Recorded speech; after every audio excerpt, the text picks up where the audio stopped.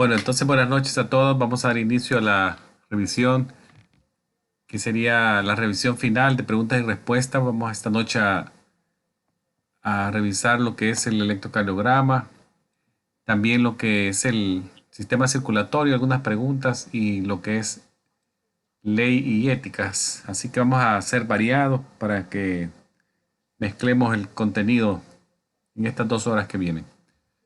Bueno, vamos a comenzar por la primera pregunta.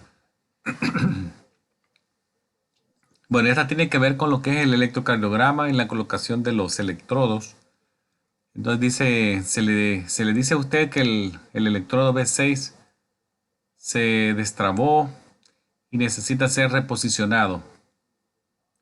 ¿En qué lugar colocaría usted el electrodo B6 de las opciones que tenemos al frente?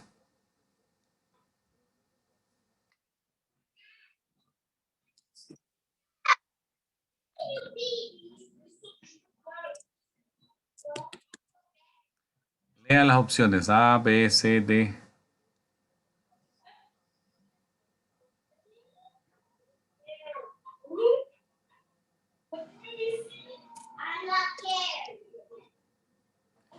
¿Dónde?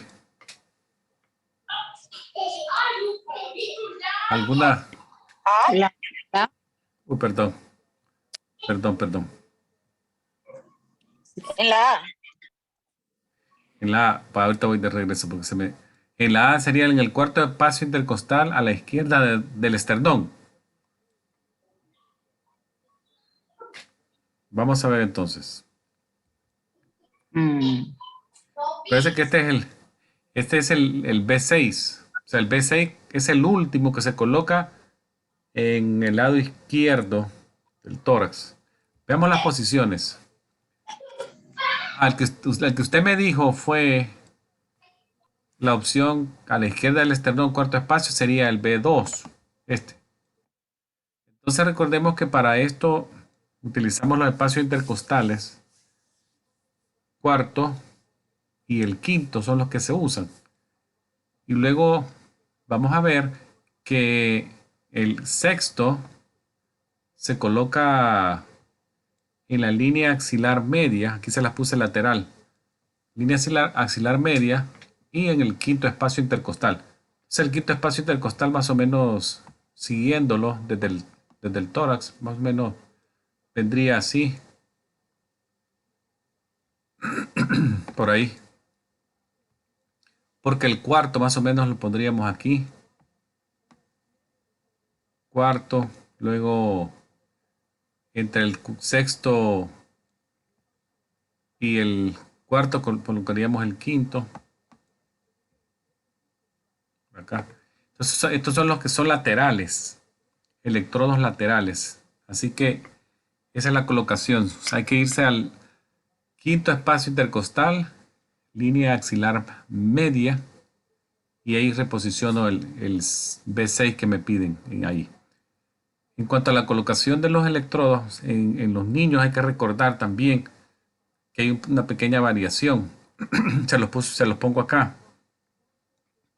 Usualmente el ventrículo derecho en los niños un poquito se extiende más allá. Normalmente es eso. Normalmente se extiende un poquito hacia el lado derecho del esternón. Hacia acá. Entonces, para buscar el potencial ventricular derecho que mejor se refleje en el electrodo, en los niños abajo de 5 años, en el grupo de abajo de 5 años, debemos incluir una lead o un electrodo alterno que se llama B4R, que aquí lo vemos, B4R, que se coloca en el lado derecho del tórax en la posición análoga que el del espacio izquierdo. Entonces, la posición es acá. O sea, la misma línea clavicular media, que el otro se recuerda en la posición análoga, aquí sería así, pero del lado derecho. Entonces va 1, 2, 3, el BR4 y luego se sigue igual, 5, 6, como lo lo posicionamos en los adultos. Eso se hace para tratar de encontrar la mejor recepción del electrodo por el hallazgo anatómico normal de los niños. Se llama el B4R. Ahora bien, en cuanto a los electrodos de los miembros, estos se colocarán en como las partes altas de los miembros superiores y en las piernas. Ahí se encuentra menos interferencia. Esto en el caso de los niños también. Ahora veamos esta respuesta que dice, toda prescripción de una sustancia controlada requiere que el médico la firme y qué número.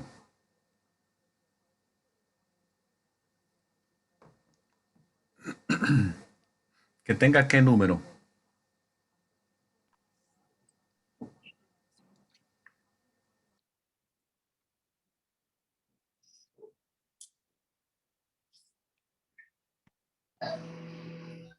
La El número número, del... ¿La número? la número 3. Número 3. Sí, recordemos que el número 3 es el DEA, que es la abreviación. La agencia dice Drug Enforcement Agency. Muchas veces el nombre de DEA uno lo asocia como a sustancias ilegales y todo eso. Pero en este caso son los que se encargan a nivel médico de extender el número que está registrado el profesional que va a prescribir sustancias controladas. Entonces aquí también recordemos que podría ser el doctor, podría ser el dentista, podría ser un optometrista también, podría ser también un veterinario. O sea, no solo los doctores tienen un número de DEA, son cualquier persona profesional que prescribe un medicamento controlado. Entonces sí hay, así es la respuesta. Ahora vemos este del valor de la frecuencia cardíaca en reposo normal. ¿Cuál es la en el adulto el promedio? La 3. La 3. Sí. Entonces, el adulto promedio tiene de 60 a 100. Entonces aquí ya se recuerda usted de los términos, si es arriba de 100, dijimos que va a ser taquicardia, y si es abajo de 60 iba a ser bradicardia. Bradicardia abajo de 60 y taquicardia abajo, perdón, arriba de 100. Acá puse este dibujito de la mano que se está dando el pulso radial. Y lo dijimos que se puede tomar por 30 segundos, lo multiplico por 2. O si está irregular, está muy lento, muy rápido, prefiero hacerlo con el minuto completo de toma de pulso. Ahora, dice esta, el corazón está descargando impulsos eléctricos durante qué fase. La depolarización. La depolarización. Así es, correcto. Entonces, el corazón va a hacer los dos tiempos, depolarización y repolarización, en el cual la corriente eléctrica que se genera, ya lo dijimos en el nodo SA, acá arriba, que se genera ahí, va a ser distribuida en todo el corazón, pero también se percibe en el cuerpo. Tanto es así que los electrodos que se ponen es por eso, porque captan una transmisión de la generación eléctrica de bajo voltaje que el aparatito este electrocardiógrafo las amplifica y ya nos deja ver cómo esas se desplazan. Entonces se puede medir esa actividad eléctrica generada que inicia desde el nodo SA a través de los electrodos que se colocan en la piel. O sea, básicamente son superficiales. Y es la depolarización el momento en que la descarga sucede. Y eso se ve acá. Acá, ¿se recuerda cuando vimos las ondas P, QRST, que dijimos la onda P tenía que ver con el atrio, cuando el atrio se contrae? Luego teníamos la QRS acá, que era cuando el ventrículo se depolarizaba, se contraía. Y luego teníamos la onda T, que era cuando el ventrículo se relajaba acá. Y ahí teníamos también unos segmentos, estaba el intervalo PR, iba para acá. Y había también un segmento, existe un segmento ST también. Entonces ya todas estas cosas juntas nos van dando mucha información en los electros. En cuanto a lo de la OCHA, ¿qué largo en tiempo es lo que se pide a un trabajador de la salud que se lave sus manos si se observan visiblemente sucias? Si se observan visiblemente sucias. ¿Cuánto es lo indicado de lavárselas? La B de 3 a 5 minutos. 3 a 5 minutos. Bueno, es de 1 a 2 minutos. Sí, están visiblemente, o sea, las líneas, la guía de higiene del CDC recomienda que se laven las manos cuando están visiblemente sucias o contaminadas con algún tipo de fluido corporal. También se pide antes de comer y después de usar el baño. Si no están visiblemente sucias, se puede usar un alcohol gel que se puede como ser una alternativa al lavado de las manos si no están visiblemente sucias. Eso es así. Entonces, esto se hace también para evitar que la repetición del lavado y el secado de las manos produzca algún tipo de irritación y todo eso. Pero el tiempo sería de 1 a 2 minutos en promedio. Eso, ya ir a este tiempo que usted me dijo, que también se puede hacer, pero esto ya es más o menos como una sepsis médica. Cuando ya se usa, por ejemplo, jabón yodado o alguien que va a entrar va a trabajar en un campo estéril con guantes estériles. Se recuerda que los cirujanos a veces se utilizan hasta cepillos. Entonces ellos sí ya tienen que ir a un lavado de asepsis quirúrgica, que sí puede llegar de 3 a 5 minutos. O sea, se queda bastante tiempo en la zona de lavado, se van lavando todas las superficies de la mano, las de los dedos, el antebrazo, todo eso. Un poquito más largo.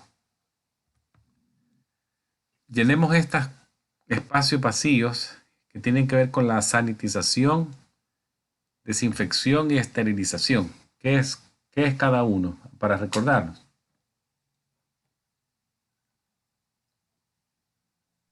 La primera es esterilización. Veamos a ver, esterilización, vamos a poner acá.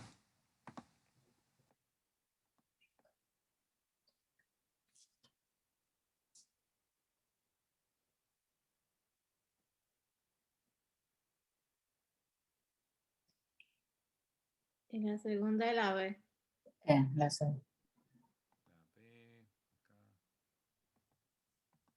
Luego ponemos la A acá, ¿verdad? Ujú. Sí. O bien, entonces la esterilización es el proceso de destruir toda forma de vida microbial. Cuando dice microbial puede ser patógeno o no patógeno. Recuerden que la forma microbial solamente implica el tamaño, que sea pequeño.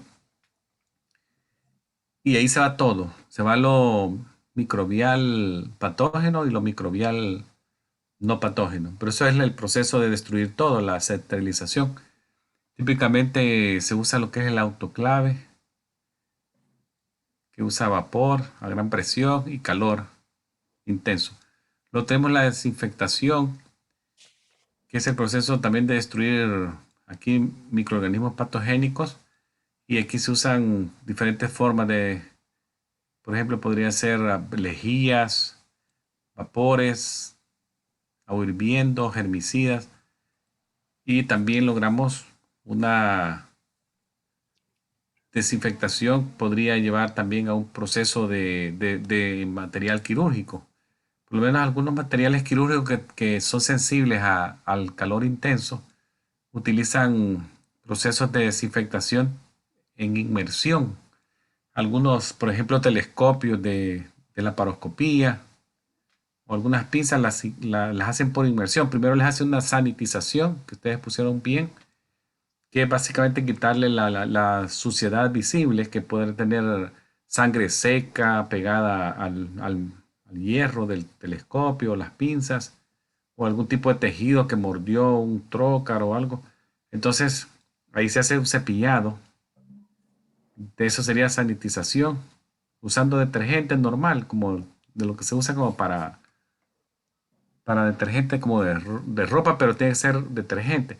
Básicamente lo que se pretende es pues, remover la sangre visible, tejido mucoso o tejido cualquiera. Luego ya pasa a la siguiente fase que sería o esterilización o desinfectación.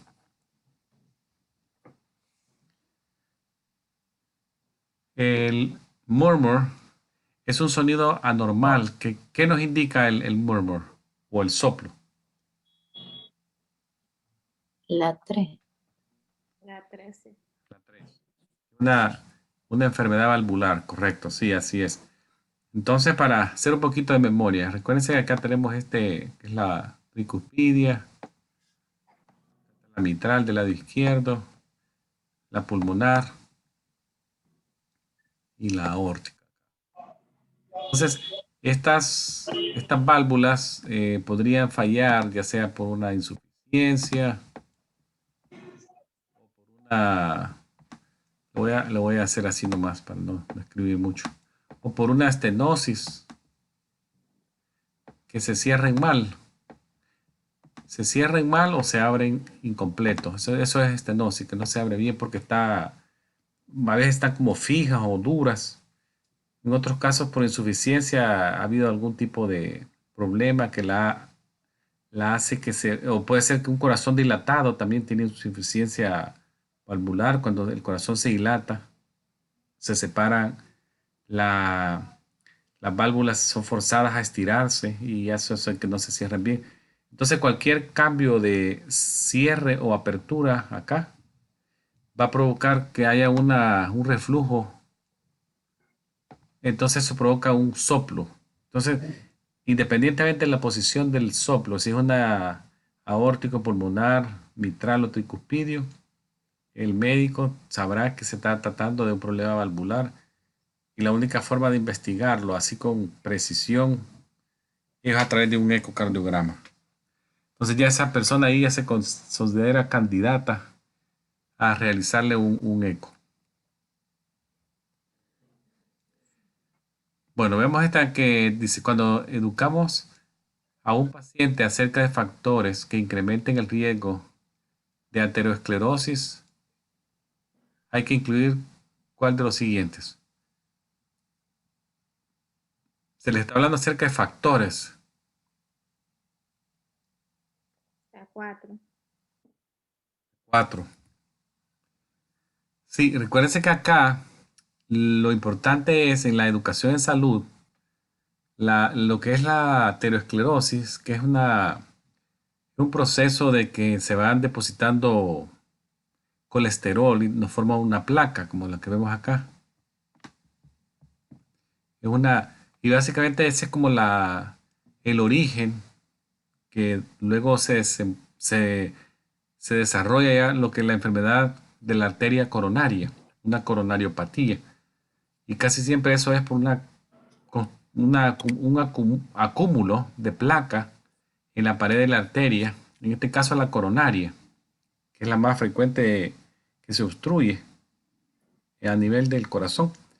Entonces, eso se llama aterosclerosis. Hay varios riesgos que hay que tener en consideración ahí. Por ejemplo, está la obesidad o el sobrepeso, aún el sobrepeso, no hay que ser ni siquiera obeso o obeso mórbido. Ya con sobrepeso ya es factor de riesgo. La falta de actividad, personas bien sedentarias también, que no comen muy sano, tienen hábitos alimentarios no muy saludables. Y también está el riesgo de fumar tabaco, cigarrillos, otro factor de riesgo. Historia familiar de enfermedad cardíaca, otro riesgo en el paciente de coronariopatías. Y también personas que tienen antecedentes de, aquí sería cardiopatía, enfermedades del corazón, en su familia que han padecido en, en joven edad, menos de 50 o menos de 50, podría ser de 40. Póngale que alguien tenga un antecedente, que un papá, una mamá tuvo una cardiopatía joven, a edad 40, 35. Ese es otro riesgo que se le suma, que se podría hablar. Pero que acá, si ustedes ven que por la pregunta solo les pusieron dos, lo que me dijeron es correcto. La presión arterial y la obesidad son cosas que no podemos dejar por fuera. Veamos acá esta que dice, el equipo de protección personal, ¿para qué? ¿Para qué es? El principal propósito del equipo de PPE.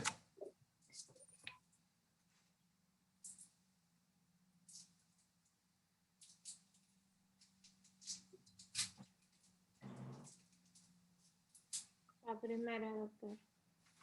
La primera, proveer al paciente de una barrera contra infecciones.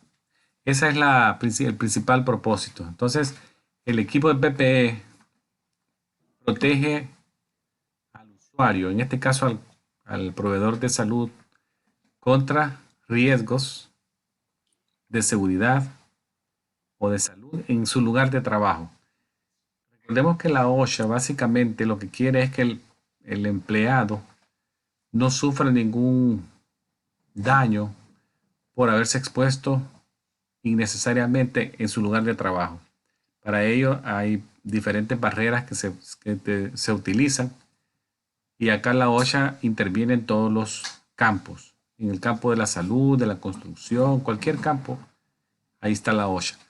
Entonces ahí involucra el uso de, por ejemplo, guantes, protectores de los ojos, el uso de zapateras, el uso de gown, aprons. Hay unos aprons que a veces se ponen por abajo, así que son para proteger contra exposiciones grandes de, de fluido. Son como que fueran plástico. Básicamente es una protección contra el agua, así, más o menos.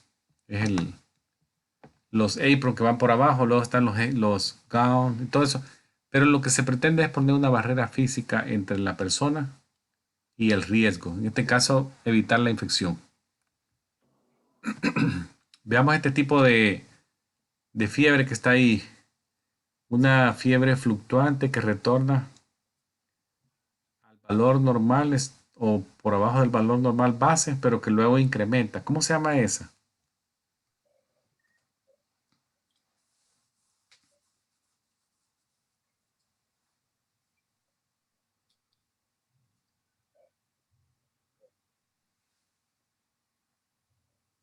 Esa es la intermitente, doctor. Intermitente. Sí, La 2. es la intermitente, correcto. Acá, de las que hablamos el otro día, para hacer un poquito de memoria, por ejemplo, la que está arriba, está acá, que es la fiebre que sube y baja, pero si ustedes ven las, las fluctuaciones son bien pequeñitas, sube, baja. Puede ser un periodo de 24 horas, pero siempre permanece por abajo del valor normal. Perdón, pero por arriba del valor normal. Nunca lo vuelve a visitar, se mantiene arriba, continuo. Entiendo. La intermitente fue la que ustedes vieron acá, que es la que va y viene y en algún momento podría llegar al valor normal o inclusive más abajo, pero retorna al nivel febril otra vez. Podría haber otra fluctuación y volver a retornar, o sea, intermitente. Y la remitente, que es una, que si ustedes ven, se parece mucho a la continua. Lo único que cambia acá son las fluctuaciones que son bien grandes, pero que nunca tampoco llegan al rango normal. Básicamente es una fiebre constante con fluctuaciones más evidentes que una continua. O sea, eso, el reconocer estas fiebres en la parte visual, como lo hicieron en este momento, y el concepto de que porque regresa, fluctuaciones pequeñas se mantienen por arriba, entonces es bueno porque preguntas por ahí podrían ir. Ahora tenemos esta pregunta que dice, dos empleados discuten el diagnóstico de un paciente en una área del cafetín del hospital con otras personas presentes. ¿Esto es una violación de qué? La 2, confidencialidad. Violación de confidencialidad. Sí, acá esto tiene que ver con lo que es también lo de la HIPAA. Se recuerda que los proveedores de salud son requeridos bajo la ley, o la regla de privacidad del paciente, que se proteja la información de ellos, se mantenga confidencial en todo momento. Lo que se conoce como PHI. Acá hace eso, PHI, que sería, en inglés sería Patient Health Information. Información de salud del paciente, PHI. Entonces, se pretende que se mantenga protegida y hay límites y condiciones para su uso y entregar a eso a otros, a terceros, sin autorización del paciente. Todo eso está como dicho en las reglas. El paciente también tiene derecho a dar autorización de que su información de salud pueda ser entregada a otras personas, pero lo hace por un consentimiento informado y firma con fecha y todo.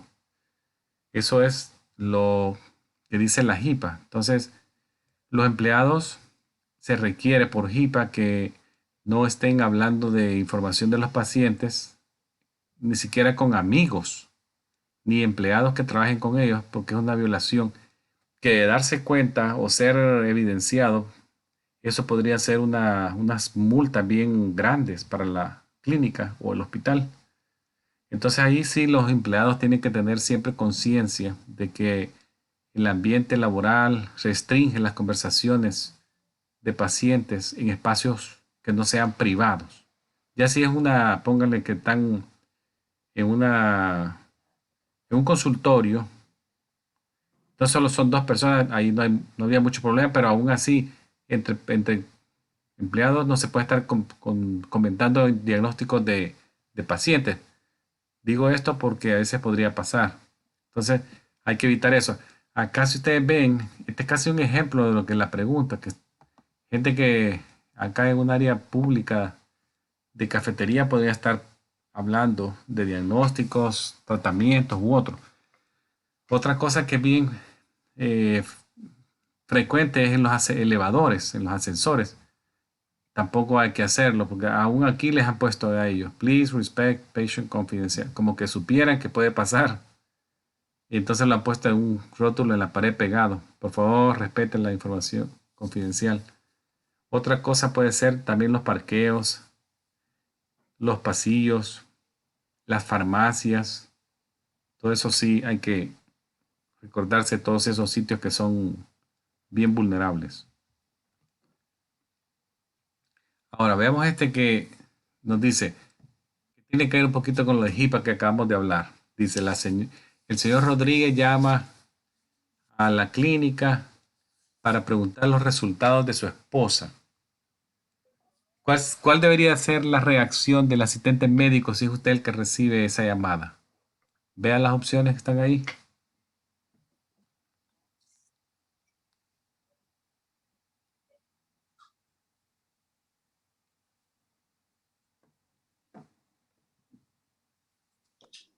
La número 4. El número 4. El número 4 dice, revisar en el expediente médico para ver si el señor Rodríguez es realmente el esposo de Kate. Y si es así, le doy la información. Esa es la número 4. Aquí hay que recordar que el hecho de que sea el esposo, no necesariamente la señora esta Kate quiera que él sepa la información. O sea, tiene que revisarse en el expediente médico si el señor Rodríguez está autorizado a recibir información de ella. Y si es así, entonces sí le doy el resultado. Ok, entonces aquí el hecho de que sea el esposo no significa, porque recuérdense que uno de los derechos de los pacientes es a quién él autoriza a que le den la información. Puede ser que el esposo no esté en la lista, que solamente esté una hija, y si no aparece el señor, aunque sea el esposo, se va a molestar probablemente, pero si se entera en ese momento, pero si está escrito de que no es él, así será. Entonces, no es que darle resultado al señor. Decirle no tampoco no se puede decir, porque si le digo que no y él está en la lista, entonces sí sería también incorrecto. Pero lo ideal es irse a ver. Si está él, se lo entrego. Si no, no se puede y se le dice a él que él contacte a la señora y le pregunte y todo eso.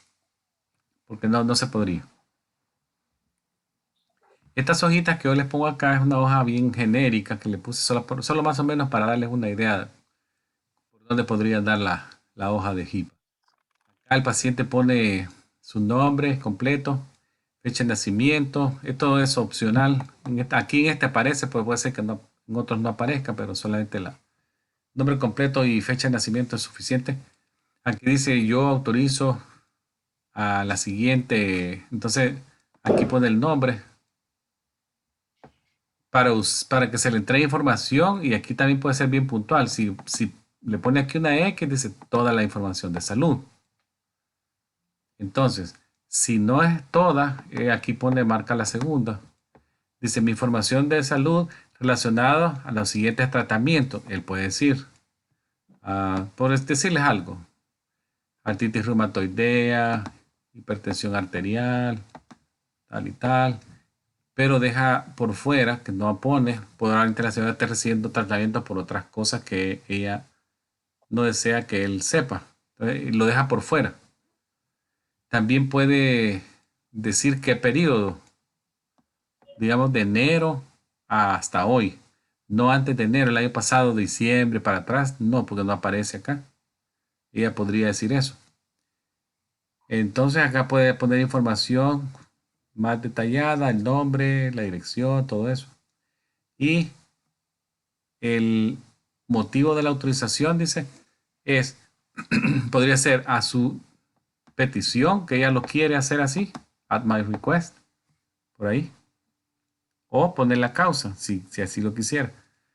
Entonces también le puede poner fin. Esta no es una carta abierta al infinito. Ella también puede decir, esta autorización termina. Ella puede marcar también acá. Y muy bien decir, termina el 12 en diciembre del 21. Y solamente ahí se terminó eso. Y ya no. Ya el 1 de enero el mismo señor pregunta, ya no se puede. Entonces, todo esto se explica bien porque es una autorización en base a HIPAA. Entonces, siempre hay que leerlo bien todo esto. Veamos esta pregunta que dice, el vaso sanguíneo que lleva sangre oxigenada al cuerpo es, ¿cómo se llama?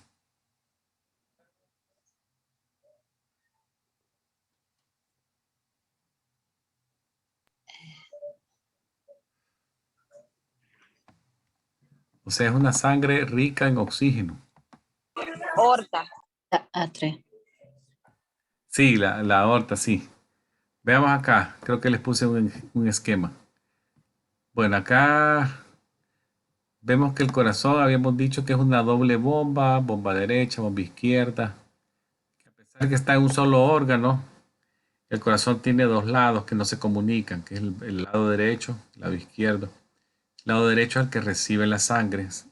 El otro día hicimos el recorrido imaginario, que empezamos en uno y así nos fuimos llevando la sangre moviéndose por las cámaras, que llegaba al atrio derecho, luego pasaba al ventrículo a través de la tricuspidia, luego subía por la vena pulmonar, por la arteria pulmonar y llegaba al pulmón donde aquí se oxigenaba, oxígeno entraba y dióxido de carbono salía. Esto era siguiendo el recorrido para que nos recordemos. Regresábamos allá del 6 al 7. Ya aquí del lado izquierdo donde viene la pregunta que les están haciendo. Que decía el vaso sanguíneo que mueve sangre oxigenada al cuerpo. Entonces ya el lado izquierdo es el lado que se encarga de mandar la sangre al cuerpo. Entonces ahí lo hace a través de acá la zona 9, la aorta. La arteria aorta, que es la más grande del cuerpo. Este término tal vez les parezca que lo desconocen, no, creo que no lo mencionamos, pero vale la pena mencionarlo porque es algo que se ve mucho. Por ejemplo, dice el término latín res ipsa loquitur, significa las cosas hablan por sí mismos. Esto hace referencia a qué? Decir las cosas hablan por sí mismos. Malpractice. 3, la B. A la praxis. Sí. Básicamente, recuérdense que como esta es una expresión también que se podría usar se recuerda que uno usa mucho los dichos, los hispanos usamos mucho los dichos que dicen, oh, sí, las apariencias no engañan. Entonces, más o menos porque uno se deja ir porque que la apariencia manda un mensaje. Entonces, acá este término dice, las cosas hablan por sí mismas, o sea, no hay que explicarlas. Ellas hablan por sí mismas. Entonces, este término, res ipsa loquitur, eso es lo que dice. Y se aplica algunas veces a los casos de mala praxis, cuando algo es tan obvio que se hizo mal que no necesita explicarse. Pues, por ejemplo, les pongo esta foto yo acá, que es un MRI de la zona abdominal. Y lo que están viendo acá es una esponja que fue dejada adentro. Entonces la persona, o sea, la cerraron y todo. Y ustedes saben que a veces los campos estéreos, los campos, las gasas que son blancas, ya con sangre, se confunden, especialmente en el abdomen que tiene tanto espacio oculto, se puede ir abajo de un epiplón o algo. Entonces, si la persona que está en cirugía o los que la están asistiendo o las enfermeras que circulan y todo eso no cuentan las torundas o las gasas o las esponjas, fácilmente se puede caer una adentro y es un caso de mala praxis.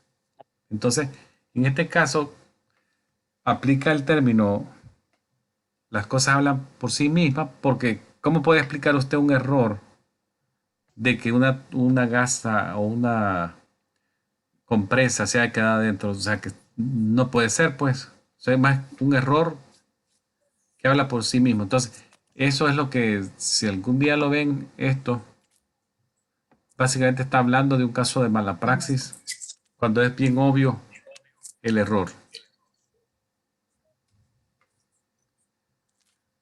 Veamos acá, dice la temperatura timpánica significa que la temperatura del cuerpo fue medida ¿dónde?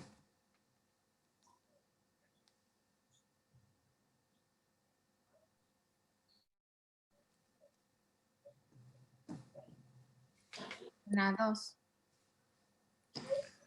Ajá, en el tímpano.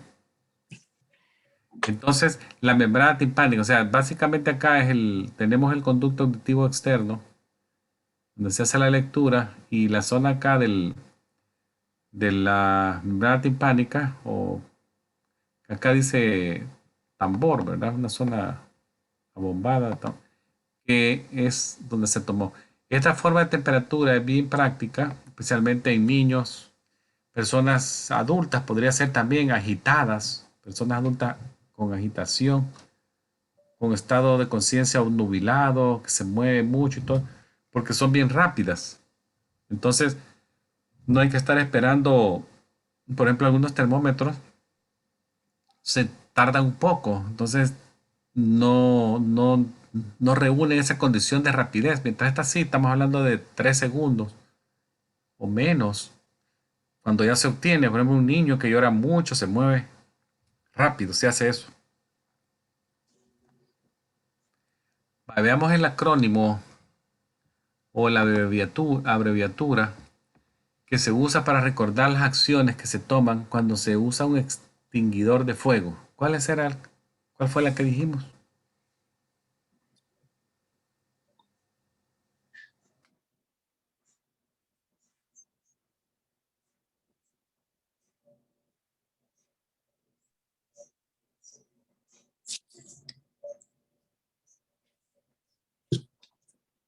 Repita la pregunta, por favor. La abreviatura o acrónimo usado para recordar como una práctica de mnemotécnica, de memoria, las acciones que tomo cuando uso un extinguidor de fuego.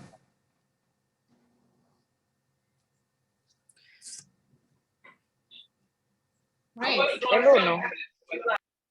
Race. Es Paz. paz.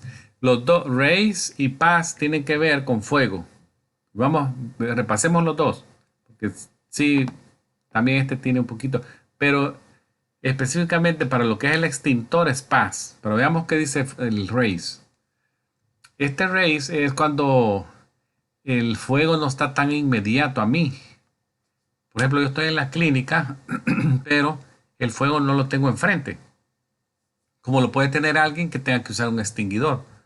Pero sí tengo que actuar. Entonces acá el asistente médico tiene que actuar por ejemplo, usando RACE. La R era rescate. Dijimos que rescatar a personas que podrían tener algún tipo de movilización dificultuosa. Pacientes en muletas, pacientes en sillas de ruedas, adultos mayores que caminan lento, mamás con niños. Entonces, esas personas sí necesitan una ayuda en el rescate, porque el fuego se va a hacer inminente en cualquier momento. Luego, tenemos la A, que era sonar la alarma. Aquí sonar la alarma podría ser jalar donde está la alarma de incendio, mecánicamente, física, yo la jalo. Otra cosa también puede ser advertir a otros que hay fuego, entonces lo puedo hacer con mi voz. Decir, "Va, fuego, fuego". Eso es una alarma también. No necesariamente si no tengo la alarma frente a mí no voy a avisar. O sea, esa es la A. Luego tenemos la C, que es detener. Aquí ya habíamos comentado que muchos lugares tienen las puertas de fuego, que se usan más que todo para detener minutos el avance del fuego, y lo que estoy tratando de hacer aquí es ganarle tiempo a a los que están rescatando, que se salgan del edificio. El fuego probablemente no lo voy a detener, pero sí lo voy a enlentecer el avance. Entonces, en todo eso, esta gente acá termina de salir. Entonces, contain. Luego el último, evacuar o extinguir. Entonces ahí ya entramos al paz, que dijimos que la P era alar. Todo está en inglés, ¿verdad? Pull. Luego la A era a punto, aim. Aquí significa que yo estoy cerca del fuego o tengo algún control sobre un extinguidor que todavía está a mi alcance. Y de ahí aprieto, esa es la S, la primera S. Y luego la segunda S, que es el barrido, sweep. Un barrido de izquierda a derecha a la base del fuego. Y ya dejo ir por completo, vacío el extintor químico, el contenido químico del extintor, al fuego. Ahí recordemos que fuegos podrían ser fuegos eléctricos, fuegos de gases. O sea, hay varios tipos. Los extintores también tienen esa condición, que están preparados para algunos tipos de fuegos. Ellos los ponen el tipo de fuego que puede mayor controlarse con él. Entonces, recuerden entonces, raise es para estoy un poquito lejos, pero ayudo. Y el pass es para el extintor. Esto también es de OSHA. Esto no es de HIPAA, es de OSHA. Seguridad laboral. Acá veamos, dice, la capa más superficial del corazón, que está hecha de epitelio escamoso simple, sobre una base de tejido conectivo, ¿cómo se llama? La 2, Cardio. ¿sí? Esta, Esta pregunta Sí. un poquito Ah, engañosa, lo voy a ser sincero, pero lo que nos hace pensar acá un poquito es la descripción del tejido escamoso epitelial. Este epitelio, el único lugar que lo voy a encontrar es acá, en la parte interna. Lo de superficial, esta vez es lo que nos puede dar un poquito de confusión, que superficial yo lo entienda afuera, pero la pista me la da el epitelio escamoso simple. Y acá sería el epitelio escamoso simple sobre una base conectivo y luego viene el músculo. Eso sería porque este es un tejido conectivo más fuerte. Recuerden que el tejido conectivo lo tenemos el fibroso, laxo, que es el tejido subcutáneo, y tenemos el tejido fibroso denso, que podría ser estas membranas que rodean, o también lo encontramos en tendones y ligamentos, son tejidos fuertes. Ahora veamos esta que dice, ¿qué me puede prevenir a mí de colocar un electrodo en una posición usual?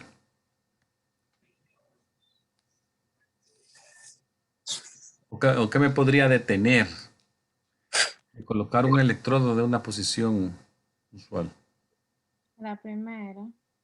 La amputación, el CAS, yesos y heridas.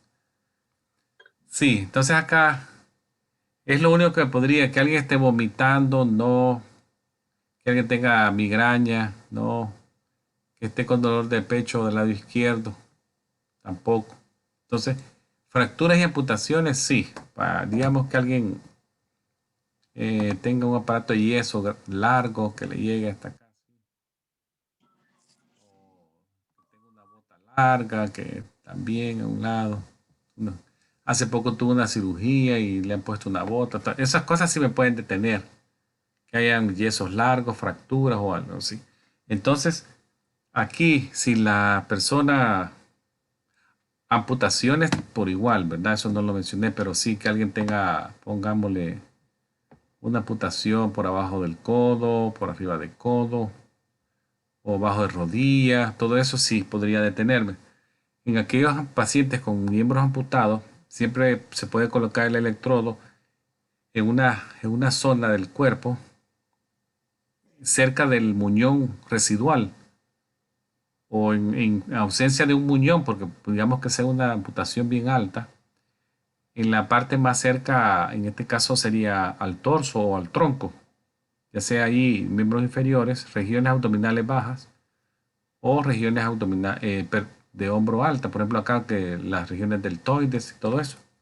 Entonces hay que poner los electrodos, por ejemplo en este señor que tiene una amputación abajo de rodillas o el muñón residual, entonces lo pongo en una zona próxima, cerca al muñón residual. Si hay una amputación de un brazo, también se coloca cerca del hombro o en las regiones deltoideas. Entonces, acá le puse otro ejemplo. Este ejemplo acá es como muy similar al que el señor tiene acá, muy parecido. Acá es una sobre rodilla, entonces lo acerco más a la parte superior del muñón. Si es un muñón corto como este, por arriba de rodilla, también se acerca la parte cerca al muñón residual.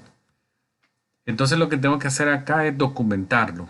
Eso sí hay que hacerlo, también documentarlo en el expediente, la posición del electrodo, la parte, ¿verdad? Si fue en el torso, en tal lugar, el muñón residual izquierdo, en tal lugar, para que quede documentado dónde se puso.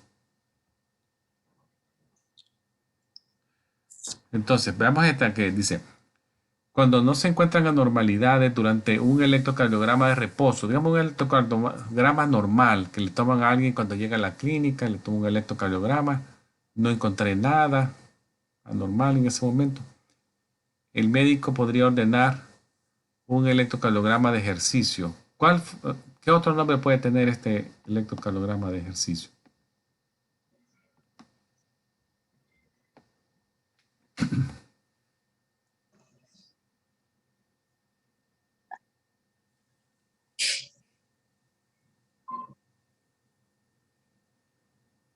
En la 2. ¿Este? Sí. Ok. No. Es el examen de esfuerzo. La 2, el otro día comentamos de que el monitor Holter que se coloca, básicamente lo que pretenden es un electrocardiograma fuera de la clínica. Fuera de la clínica. El del esfuerzo tiene que ser en la clínica o en el hospital. Porque el paciente va a ser sometido a un esfuerzo que usualmente no es muy poco, hasta que el paciente se canse o presente síntomas relacionados a una cardiopatía, que podría ser dolor de pecho, que se ponga pálido, falta de aire. Entonces, ese se llama examen de esfuerzo o también se llama electrocardiograma de ejercicio o estrés test. Es lo mismo. Si ustedes ven acá, este señor está haciendo una prueba de esfuerzo, tiene los electrodos en el pecho, hay un monitor que está tomando las lecturas de los electrodos. También tiene si ustedes ven acá, un medidor de presión arterial. Y muchas veces se va a detener hasta que él ya dio hasta dónde iba a dar. Hay gente que se cansa bien rápido. No dura mucho, un minuto y hasta que no más. A pesar de que no tenga síntomas de dolor de pecho ni hallazgos de isquemia en el monitor. Pero ya la persona ya dio lo que iba a dar. O sea, capacidad física bien baja. Entonces hay que pararlo. Otros no, llegan a los 3 4 minutos de ejercicio fuerte, que se lo ponen más velocidad. Pero si la gente está acostumbrada a soportar cansancio, duran más. Puede ser que llegue un momento que se canse, pero ya dura más la persona. Ahora, un poquito relacionada a la pregunta anterior. ¿Quién tiene que estar presente durante un examen de esfuerzo, de un electrocardiograma de ejercicio? Un cardiólogo. Sí, lo ideal es eso, que un profesional médico tiene que estar presente en caso de una situación inusual durante el ejercicio. Eso lo dice la Asociación Americana del Corazón. ¿Por qué es esto? Bueno, veamos que se está monitoreando el corazón. Entonces, el médico tiene que estar presente y disponible inmediatamente, aunque no esté interviniendo en la realización de la prueba de esfuerzo. En esta foto ustedes ven, ella no está interviniendo, está parada. Podría estar hasta sentada, en una su sillita ahí tranquilita, solo viendo. Pero en esta foto ella está parada. La que sí va a estar más activa podría ser o el asistente médico o la técnica que está haciendo el ejercicio, realizando la prueba. Entonces, lo que se pretende acá es ver cómo el corazón responde al ejercicio o al estrés. Entonces, en este examen, el electrocardiograma se está grabando y mientras el paciente está en una banda sin fin, como la que podría estar pasando acá, que el señor tenga una banda sin fin, o también usan algunas veces una bicicleta estacionaria, otra opción. No siempre lo hacen así. Pero lo que se va a ver acá son comparaciones de los efectos que tiene el ejercicio en el corazón, porque algunas personas no, no se ve el evento isquémico porque solo pasan sentadas. Entonces hay que ponerlo a prueba el corazón, someterlo a un estrés. Es ahí donde se va a ver el punto de comparación.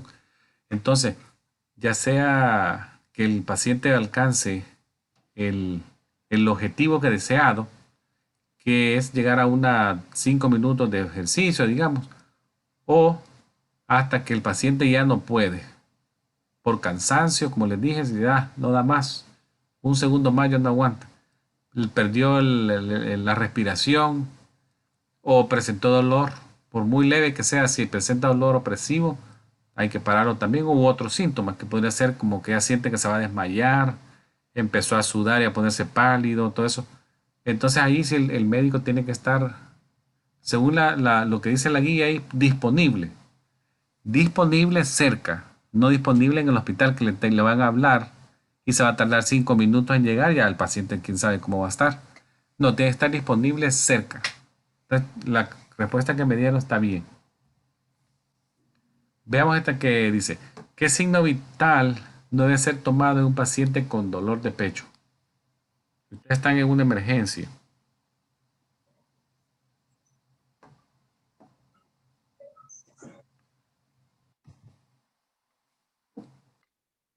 La 1. La 1. Sí, porque realmente no viene mucho al caso, ¿verdad? Porque cuando ustedes están en un paciente agudamente enfermo que tiene se queja de dolor de pecho, o sea, en ese momento lo que menos les interesa es si mide 5,3 o 5,8, no mucho. Presión arterial, sí, un signo vital muy importante. La frecuencia también, los niveles de oxígeno en la concentración en sangre, también el oxímetro de pulso, está bien. Entonces son cosas que sí vienen a caso en la evaluación del paciente. Entonces la altura probablemente no sea en ese momento muy, muy obvio tomarla. Veamos esta antes de irnos a la pausa de la hora. Dice, en el monitor Holter, ¿cuál de los electrodos es considerado como el polo tierra? De los que están ahí. ¿El verde, el rojo, el blanco, el negro o el café?